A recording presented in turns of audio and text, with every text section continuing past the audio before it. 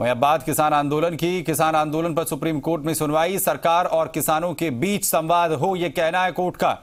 आपको बता दें कि सुप्रीम कोर्ट में इस पूरे मामले को लेकर सुनवाई हुई है, तो कोर्ट की तरफ से कहा गया है कि सरकार और किसानों के बीच संवाद होना चाहिए।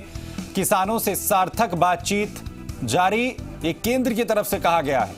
नए कृषि कानूनों पर सुप्रीम कोर्ट में 11 जनवरी को सुनवाई होगी।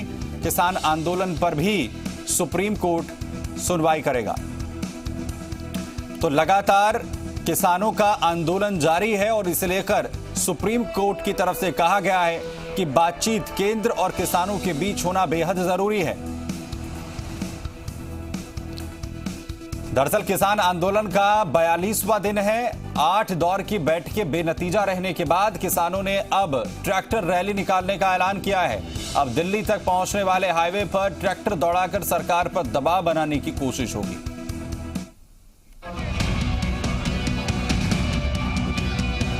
सरकार और किसानों में नहीं बन रही बात, सुलह पर बनी हुई है तकरार और अब दिल्ली को बंधक बनाने की तैयारी है। 7 जनवरी को दिल्ली के दिल पर ट्रैक्टर दौड़ाने की तैयारी है।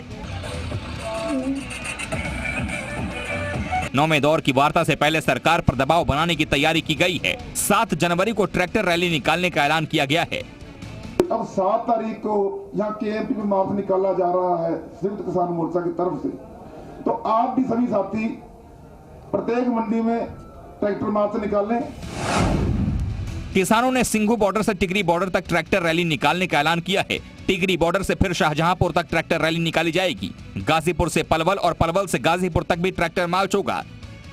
किसानों ने ऐलान किया है कि अब आंदोलन थमेगा नहीं, जब तक कृषि बिल वापस नहीं होंगे वो रुकेंगे नहीं।